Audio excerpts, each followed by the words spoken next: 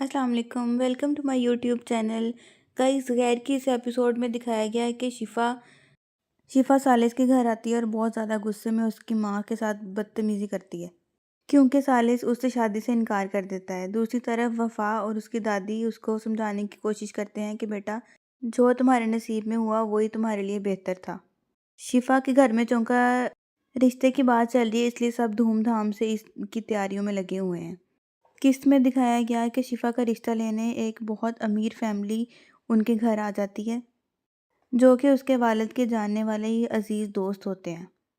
इधर दादा जान और दादी जान की तैयारी में वफ़ा मदद कर रही होती है कि नौकरानी आकर बताती है कि बीबी जी रिश्ते वाले देखने के लिए आ गए हैं।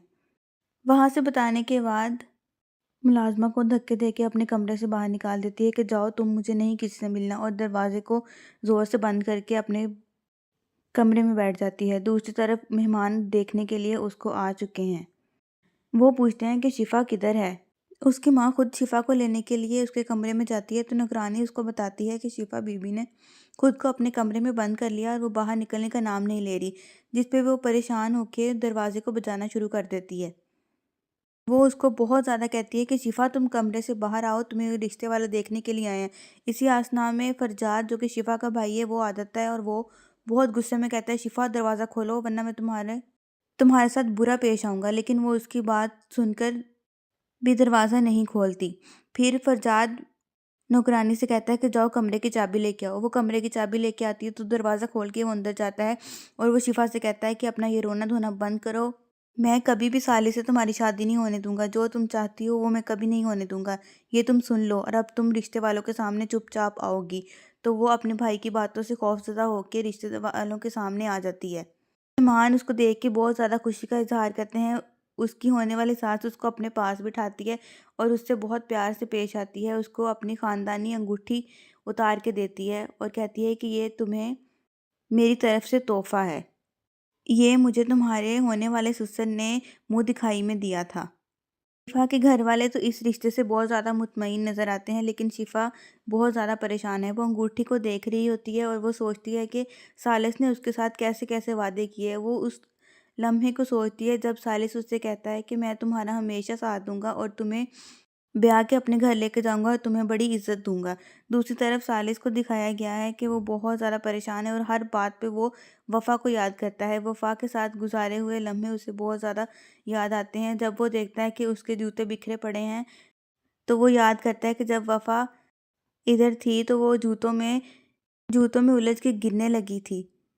तो उसको वफ़ा की बहुत शिद्दत से याद आती है। वो इसी तरह ऑफ़िस जाता है। ऑफ़िस में भी उसको 1 मिनट भी चैन का नसीब नहीं होता। वो जहाँ भी बैठता है, जो भी सोचता है, उसकी सोच वफ़ा पे ही जाके ख़त्म होती है। वो वफ़ा के साथ गुज़ारे हुए लम्हों को बहुत याद करता है और उससे मिलने के लिए बहुत बेताब होता है।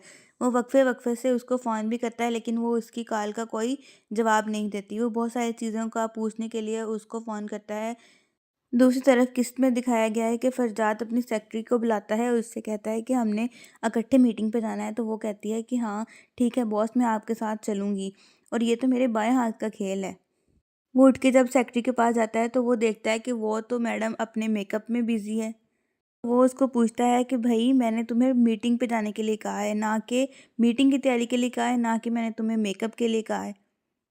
सालिस किसी काम के सिलसिले में बाहर जा रहा होता है तो उसे अपनी माँ की बातें बहुत याद आती हैं।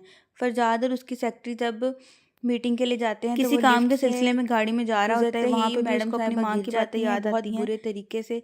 पहले तो वो सीढ़ियाँ चढ़ते चढ़ते ही उसको मौत पड़ना शुरू हो जाती है और जैसे ही लिफ्ट से बाहर आती है तो वो गिर जाती है। फरजाद फ़ौरन से उसकी मदद के लिए जाता है। मुझे तो ऐसे लगता है जैसे फरजाद की और इस सेक्रेटरी की कोई ना कोई सेटिंग तो ज़रूर चल रही है और आगे जाके हमें ये ज़रूर देखने को मिलेगा कि वो इससे शादी कर लेगा।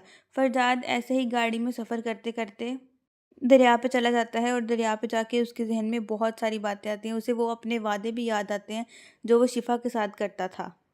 लेकिन हाँ, ये तो सच है कि उन दोनों ने मिलकर ही शिफा और सालिस ने मिलकर ही वफ़ा की ज़िंदगी को ख़राब किया है। उन्होंने क्यों वफ़ा पे तोहमतें लगाकर हालात को इतना ख़राब कर दिया कि उसे फिर वफ़ा से शादी करनी पड़ी। और आपको तो पता ही है, निकाह की ताकत बहुत ज़्यादा होती है, तो इसलिए अब उसको उससे मोहब्बत हो गई है। फरजाद जब अपने ऑफिस में वापस आता है तो मैडम साहिबा मिठाई का डिब्बा पकड़े बड़े मज़े से मिठाई खाने में मगन होती हैं। फरजाद को देख के वो एकदम से बौखला जाती है और खड़ी हो जाती है, कहती है सर आप भी खाएं ना मिठाई, और उसके सामने मिठाई का डिब्बा कर देती है। जिस पे फरजाद उसको कहता है नहीं जी, मिठाई आपको ही मुबारक हो। सालिस अपने माँ के कमरे में आता है, देखता है कि अब उसकी माँ आराम कर रही है, तो वो अपनी माँ के पैरों में आके बैठ जाता है। उससे कहता है कि माँ मुझे माफ़ कर दो, मुझसे बहुत बड़ी गलती हो गई है। उसकी माँ बहुत परेशान हो जाती है, कहती है सालिस मेरे बच्चे मुझे बताओ तुम्हारे साथ क्या हुआ है, तुम इतने क्यों खौफज़दा और परेशान नज़र आ रहे हैं। वो कहते हैं माँ मुझे माफ़ कर दो, मुझसे बहुत बड़ी गलती हो गई है। मैंने और शिफा ने वफ़ा के साथ बहुत बुरा किया। ये हमारी एक प्लानिंग थी कि हम बाद में शादी कर लेंगे, और हमने वफ़ा को बहुत बदनाम कर दिया। तो उसकी माँ कहती है कि मैंने तो तुम्हें पहले ही समझाया था कि अगर तुम अब वफ़ा से शादी कर चुके हो तो तुम शिफा का ख़्याल अपने दिल से निकाल दो। गाइस मुझे लगता है अगली एपिसोड में सालिस ज़रूर वफ़ा से माफ़ी मांगने के लिए जाएगा।